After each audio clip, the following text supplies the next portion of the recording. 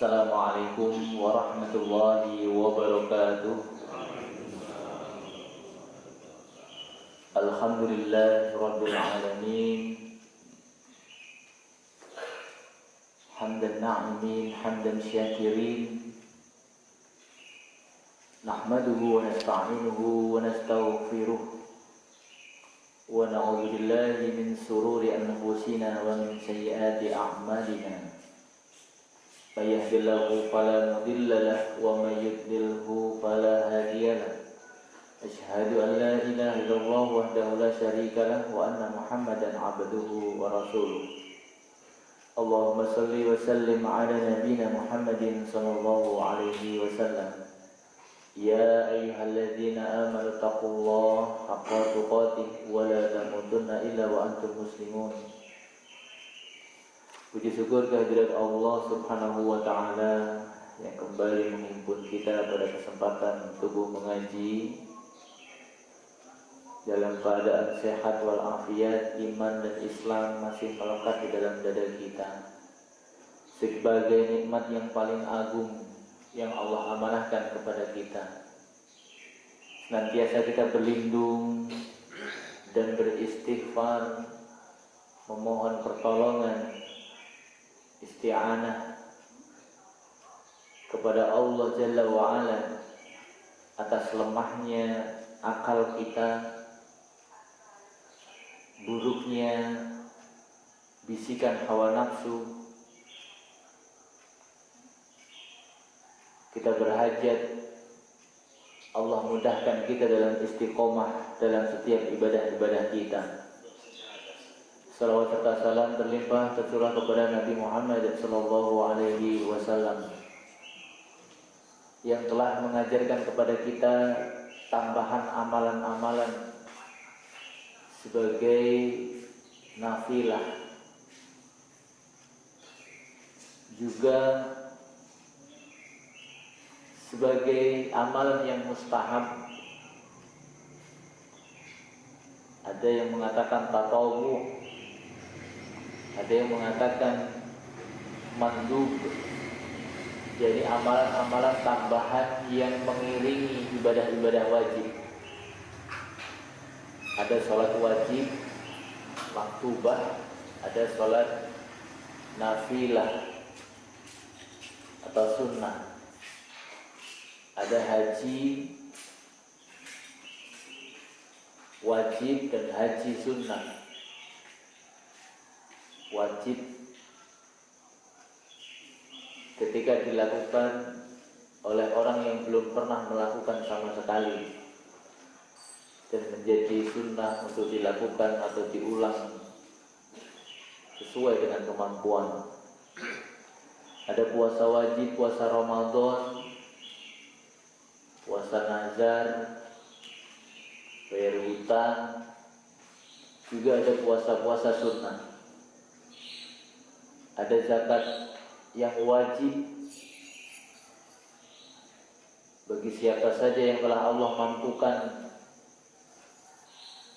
untuk memiliki harta secara penuh, baik ditinjau dari jumlahnya ataupun masa kepemilikan, atau biasa disebut dengan nisab dan haul,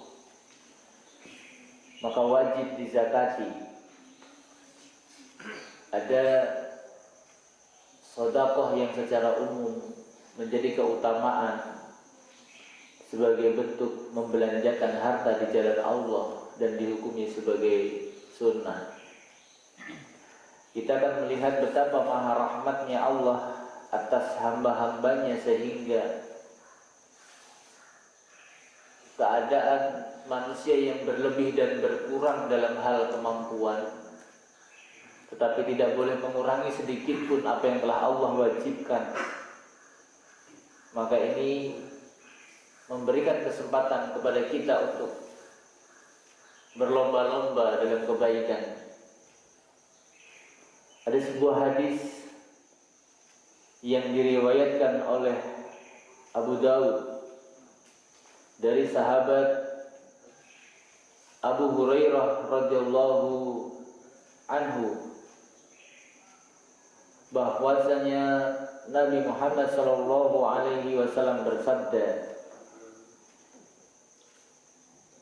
An Abi Hurairah anna Nabiy sallallahu alaihi wasallam qala inna awwala ma yuhasabu an-nasu bihi yawmal qiyamati min a'malihim as-salat. Sesungguhnya amalan yang pertama kali dihisab pada diri manusia pada hari kiamat adalah amal-amalnya dari salatnya.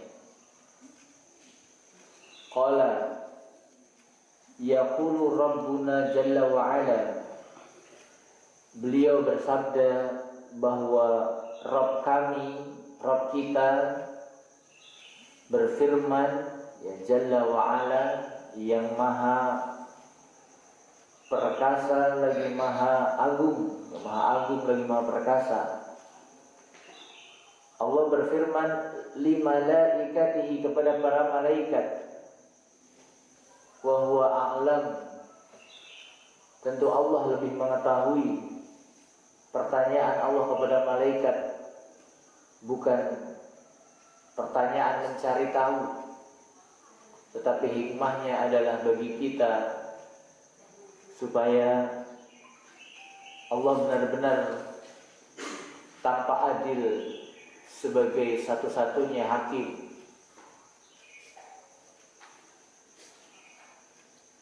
Unzuru fi sholati abdi, lihatlah salat hamba-hambaku. Inilah yang pertama Allah perintahkan, untuk membuka catatan amal pada setiap manusia didahului dengan catatan salatnya. Unzuru fi sholati abdi, buka kembali, lihat filenya, dokumennya. Secara rinci malaikat mencatat, ya mungkin merekam juga sholat yang dilakukan oleh manusia, oleh hamba-hamba Allah, annamaha au naqasaha, ya sudahkah dia melaksanakan dengan sempurna ataukah terdapat kekurangan. Sudahkah hambaku itu melakukan atau menyempurnakan sholatnya atau kurang sempurna.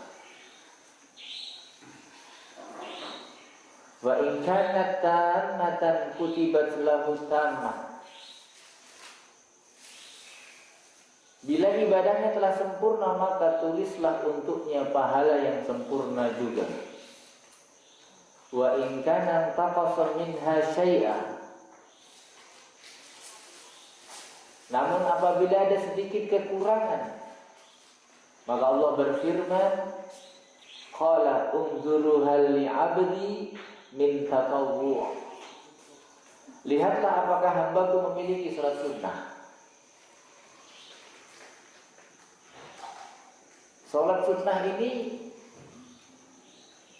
merupakan ibadah yang dihisab sebagai pelengkap manakala salat maktubahnya, salat wajibnya itu terdapat kekurangan, kekurang sempurnaan, entah disebabkan karena sering terlambat, masbuk, entah karena kekurangan kekhusyuan, dan berbagai macam hal-hal yang bisa menyebabkan atau menjadi penyebab kurang sempurnanya sholat.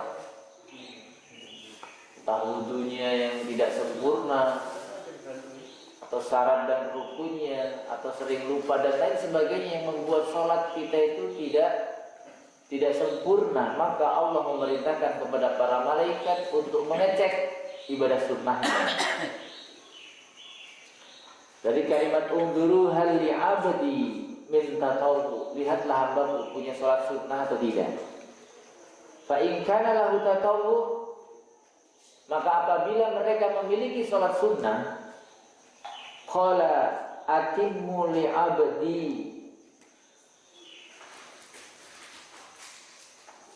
sempurnakanlah ibadah wajibnya tadi dengan melihat sholat sunnahnya untuk menambal kekurangannya. Faridatahu min tatawwu, yang sunnah bisa menjadi sebab tertutupnya kekurang sempurnaan ibadah wajib. Nah, ini takdirnya seperti itu. Summa tukhadul a'malu ala dzalik, dan seluruh amalan ketika dihisab itu seperti itu. Kalau ada puasa wajib kurang sempurna, maka akan dicarikan adakah amalan puasa sunnah yang pernah dilakukan untuk menyempurnakan, untuk menambal, untuk menjahit kekurangan ibadah. Ya, kekurangan di sini bukan kekurangan jumlahnya, tetapi kekurangan sempurnaan ibadah. Semuanya seperti itu. Maka beruntunglah bagi kita semuanya yang Allah mudahkan untuk melaksanakan ibadah-ibadah sunnah. Motivasinya adalah agar ibadah kita yang mungkin jauh dari sempurna ini Allah sempurnakan dengan ibadah-ibadah tatawwu, nah, sebagai penambal. Kemudian jenis-jenis dari ibadah sunnah ini biasa disebut dengan nafilah.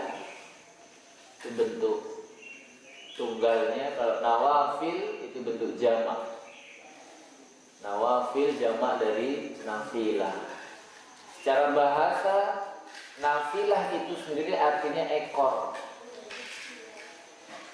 Ekor sapi, ekor kambing. Kenapa dinamakan sholat sunnah sebagai ekor? Karena dilakukan mengikuti waktunya, mengikuti sholat-sholat wajib. Ya, nempel kayak ekor. Nempel seperti ekor. Ada qobliyah, ada ba'diyah. Dilakukan sebelum, ada yang dilakukan setelah sholat wajib. Lalu jumlah rakaatnya seperti apa? Maka kita akan membuka hadis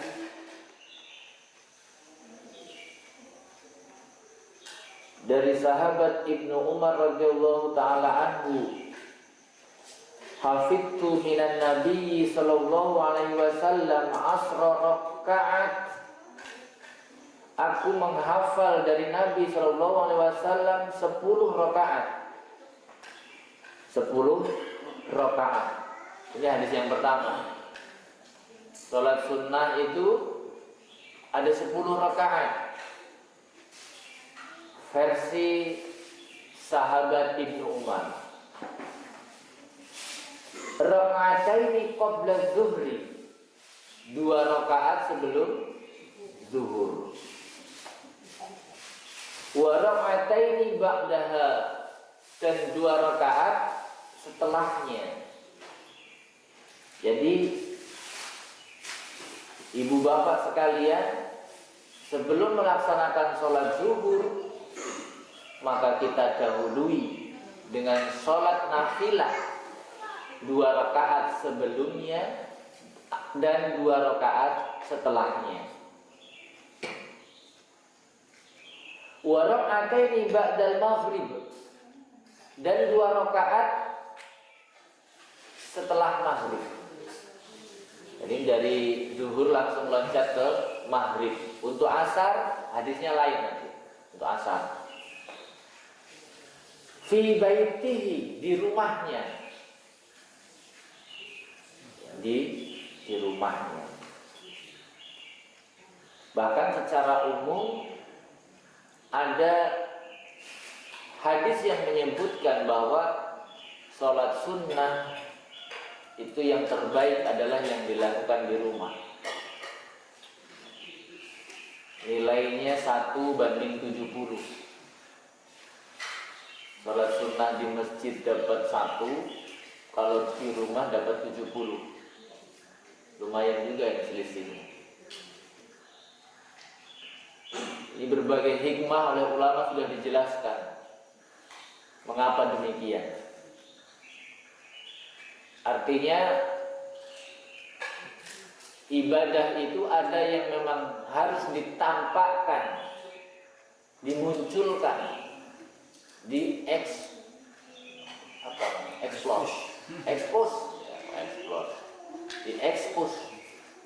tidak bisa disembunyi-sembunyikan dengan alasan apapun, supaya saya lebih ikhlas, saya sholatnya maghrib di rumah, isya di rumah, zuhur di rumah, saya lebih ikhlas, saya sholat id di rumah, ya, sholatnya di rumah semuanya jadinya. Jadi amalan yang harus ditampakkan ya tidak usah disembunyikan. Nanti ada pilihan untuk melatih keikhlasan, untuk melatih Allah berikan kesempatan sholat di rumah untuk sholat-sholat sunnah, bahkan Allah lebihkan pahalanya, keutamaannya dibandingkan dengan sholat sunnah di masjid. Kemudian rakaataini ba'dal isya, 2 rakaat setelah isya fi baitihi juga. Wa rakaataini qabla sholati subhi, dan 2 rakaat sebelum sholat subuh. Lalu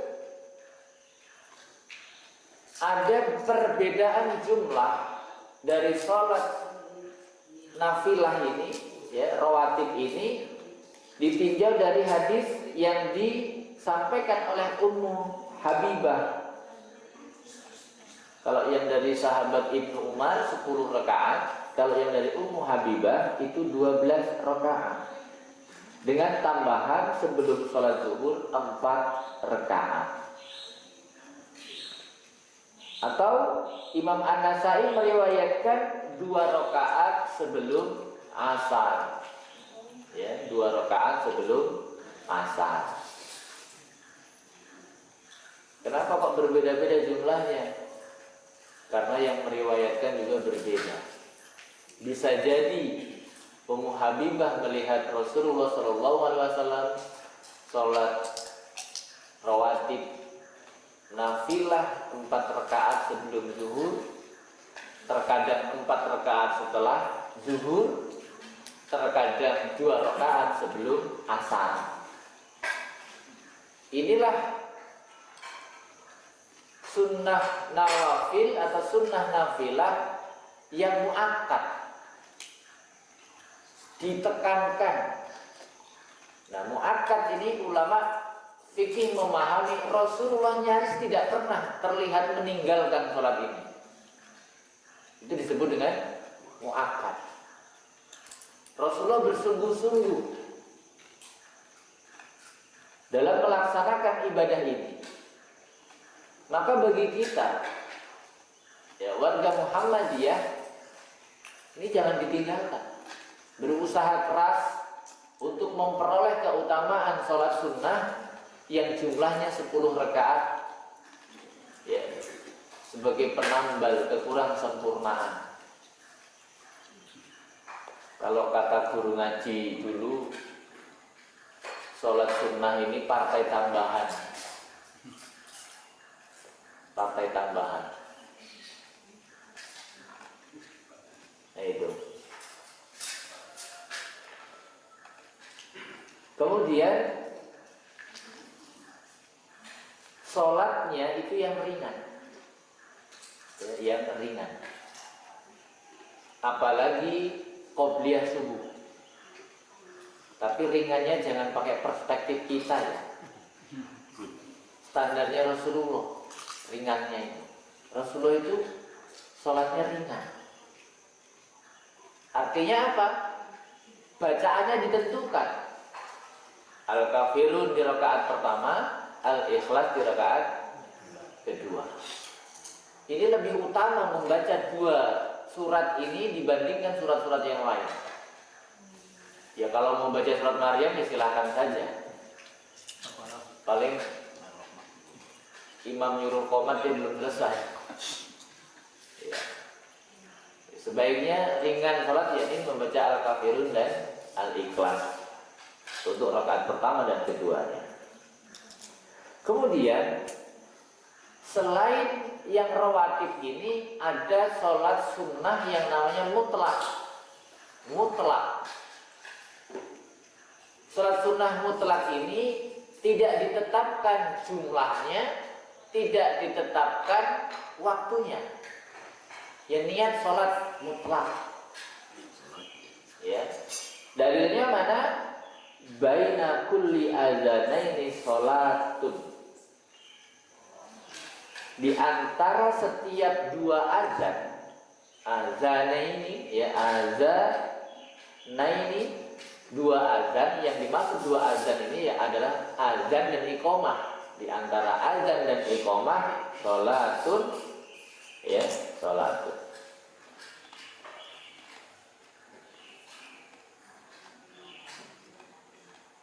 Rasulullah mengulangi hadis ini 3 kali. Salasa. Baina kulli azanaini sholatun. Baina kulli azanaini sholatun.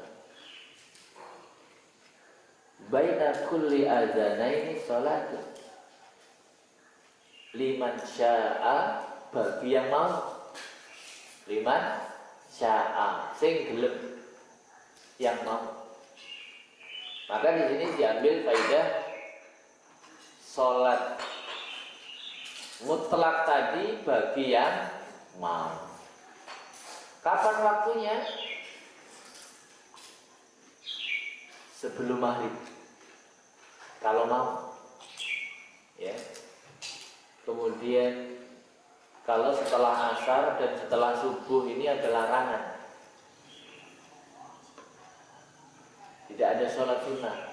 Habis sholat subuh dia sholat sunnah. Nah kita harus tanya, ini sholat sunnah apa ini? Karena ada larangan.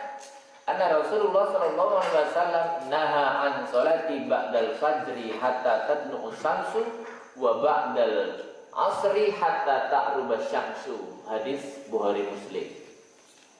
Ya, ini larangan sholat ba'diyah, ya, kecuali ya bagi orang yang melazimkan rutin, ya boleh menggantinya. Bahkan secara rinci oleh salah satu anggota majelis tarjih ini, ya Syakir Jamaluddin, itu diteliti hadisnya tentang mengganti sholat ba'diyah, qobliyah di waktu ba'diyah itu sebelum maghrib itu sebagai ganti.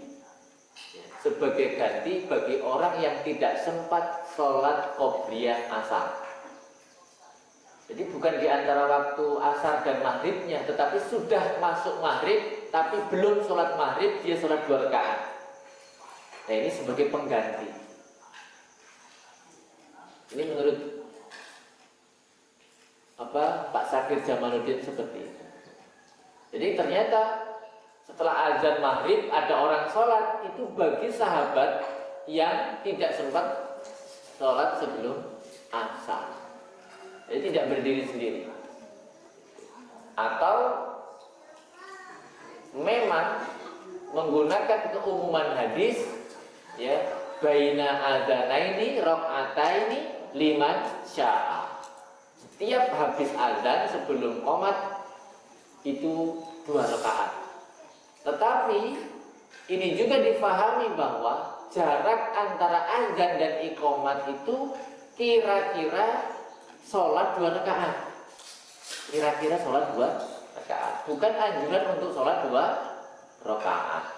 Lain, masing-masing ada yang memahami seperti itu. Nah serunya seperti itu. Kemudian ada hadis yang diriwayatkan oleh sahabat Muawiyah. Ini ucapan sahabat Muawiyah disampaikan kepada sahabat yang lain yang bernama As-Sa'ib. Ya, ini diriwayatkan oleh Imam Muslim hadis nomor 2079 dan Imam Abu Dawud hadis 1129. Ada cara sholat ba'diyah, yakni hatta takallama au tahruj. Jadi ada jeda antara sholat fardu dan sholat ba'diyah itu setelah pindah dari tempat sholat atau dia sudah ngobrol. Ini lebih utama. Kenapa? Untuk membuang kesan bahwa sholat fardu dan sholat wajib ini ada kaitannya.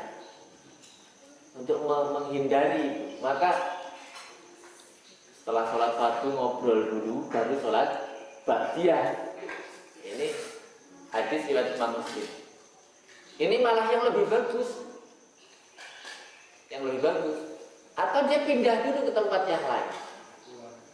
Ya, maka kita sering melihat ya, tukar tempat, pindah itu. Ya mungkin rujuknya ke hadis ini. Atau mungkin karena lihat orang seperti itu dia ngikut-ngikut. Kalau pengen tahu dalilnya ya ini. Orang kok pada pindah-pindah gitu. Ngikutlah. Bahkan ada orang nepuk bahu temennya geser. Itu sebenarnya malah nggak bagus ya kayak gitu. Mungkin malah mengganggu zikirnya sahabat kita. Pulang dulu boleh ya? Pulang ke rumah. Iya malah bagus. Dapat 70 itu. Hadis Tirmizi. Kalau sholat sunnahnya di rumah itu dapat 70. Karena begini, berat. Udah jalan kaki pulang, apalagi bajunya udah dilepas. Nah udah nggak jadi sholat, maka lebih dapat penghargaan dari Allah 70 kali lipat sholat sunnah di tempat kita. Ya, mungkin kalau ini masjid di kantor ya, atau di mana gitu, silahkan di kelas boleh. Setelah kembali. Nah ini kemudian sholat mutlak ini biasa dilakukan atau apa, kita bisa mendapati orang yang melakukan sholat mutlak itu manakala hari Jumat menunggu khotib datang. Sholat 2 rakaat salam, 2 rakaat salam sampai khotib datang. Makanya sunnahnya khotib itu datangnya terakhir. Ya, karena akhirnya sampai khotib datang. Maksudnya khotib naik mimbar gitu ya, khotib naik mimbar. Jadi para sukobah ini jangan terus menggunakan hadis ini sampai khotib datang. Khotibnya memang datangnya harus terakhir, bukan naik mimbar. Kemudian yang kedua, setelah sholat rawatib tadi ada sholat duha. Sholat duha itu disebut juga sholat awwabin. Awwabin. Maka ketika sholat duha itu diyakini sebagai sholat awwabin, tidak ada sholat taubat. Saya sering mendapatkan pertanyaan, sholat taubat itu gimana? Sholat taubat itu sholat duha itu sholat taubat. Ya. Orang yang memperbanyak sholat duha itu mencirikan orang yang sedang bertaubat. Taubat nih, jangan kayak gitu juga ya. Kayak sholat duha. Sholat awwabin ini sholat duha. Jadi memperbanyak sholat duha itu bagi orang-orang yang bertaubat. Tidak ada sholat taubat secara khusus. Saya mau sholat taubat. Ini enggak, sholat taubat ya sholat duha. Ya, tapi terkadang banyak ya menghubungkan sholat duha ini dengan kelancaran rezeki. Kelancaran rezeki.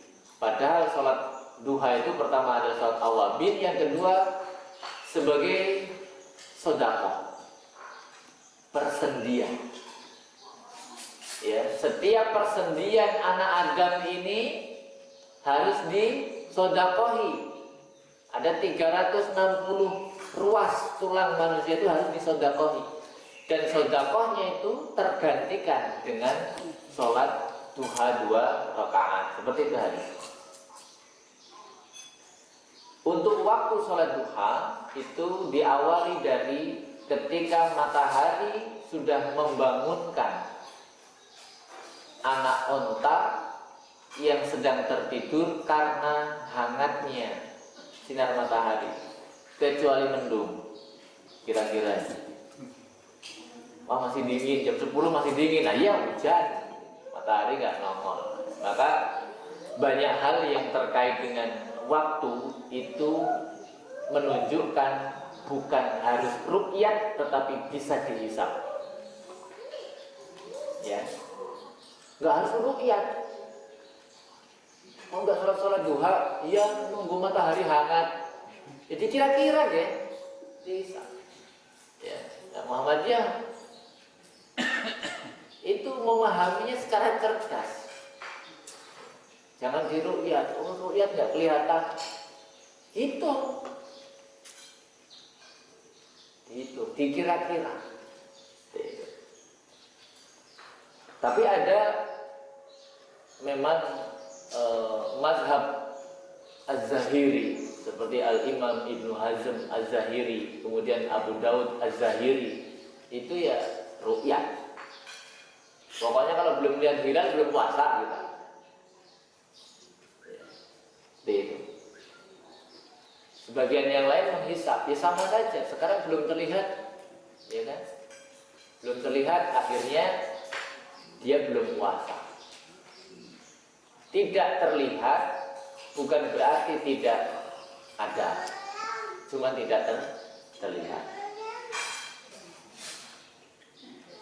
Jumlahnya minimal 2 rakaat, boleh sampai 8 rakaat, bahkan 12 rakaat. Kapan Nabi melakukan sholat duha 12 rakaat? Ya, itu tatkala malamnya tidak sholat tahajud. Secara khusus sholat duha itu dibatasi sampai 8 rakaat saja jumlahnya. Terkadang ada yang melakukannya sampai 12 rakaat, itu karena malamnya tidak sholat tahajud. Ini ilmiah sekali. Kalau kita ditanya berapa jumlah maksimal sholat duha, 8 rakaat, tidak boleh lebih. Itu ada yang 12 rakaat. Nah, dia harus tahu masalahnya. Malamnya nggak sholat tahajud. Seperti itu. Ya, ada sebab. Ini maksimal, minimal 2 rakaat, paling sedikit 2 rakaat. Batas waktunya berapa? Ini untuk batas waktu itu ada 2 pendapat. Yang pertama, zawal menjelang zuhur. Zawal menjelang zuhur. Kira-kira jam 11. Karena zawal ba'da zuhur itu jam 1. Ya, estimasinya seperti itu. Jadi sampai jam 11. Kok ada orang sholat duhanya sampai setengah 12 atau jam 12 kurang seperempat? Bagaimana?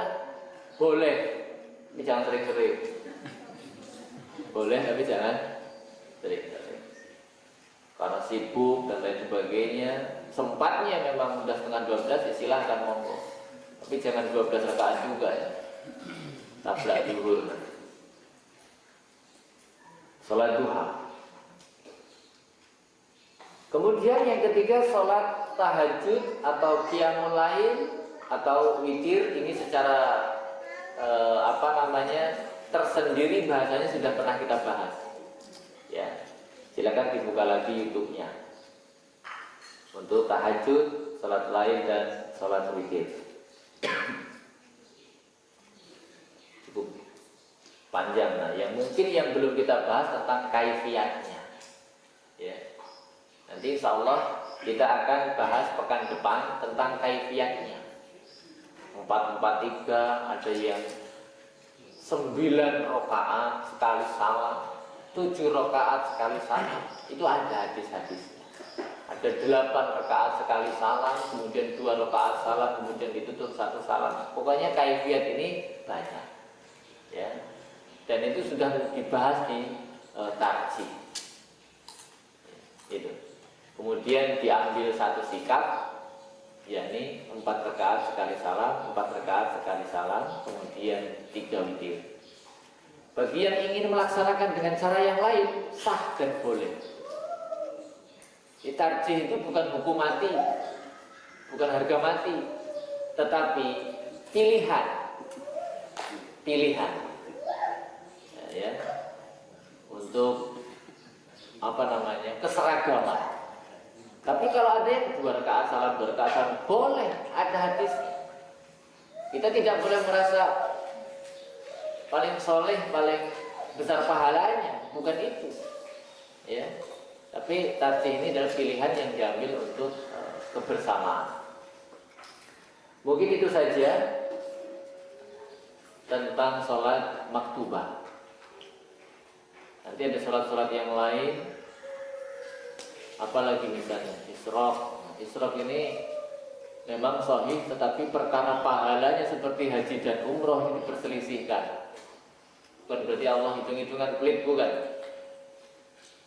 Pengambilan dalil bahwa salat Isyraq itu punya faidah pahala haji dan umrah sempurna itu diperselisihkan dalilnya, Itu saja yang bisa kita bahas untuk kesempatan kajian tubuh mengaji pada hari ini. Mudah-mudahan bermanfaat. Kemudian untuk tubuh mengaji pekan depan, ya, kalau berkenan jamaah sekalian bawa kaos salin, ya, karena kita akan senam, ya, olahraga. Nggak usah lama-lama, mungkin 2 jam atau berapa, bisa lama-lama. Itu saja, ya. Ya, nggak lama-lama, artinya kita senam, ya, supaya menjaga kesehatan tubuh, kebugaran. Mungkin teknik saja, ya, nanti bisa diamalkan di rumah masing-masing. Itu saja yang bisa kita bahas, mudah-mudahan bermanfaat. Subhanallah wa bihamdika, asyhadu an la ilaha illa anta, astaghfiruka wa atubu ilaik. Wassalamualaikum warahmatullahi wabarakatuh. Waalaikumsalam.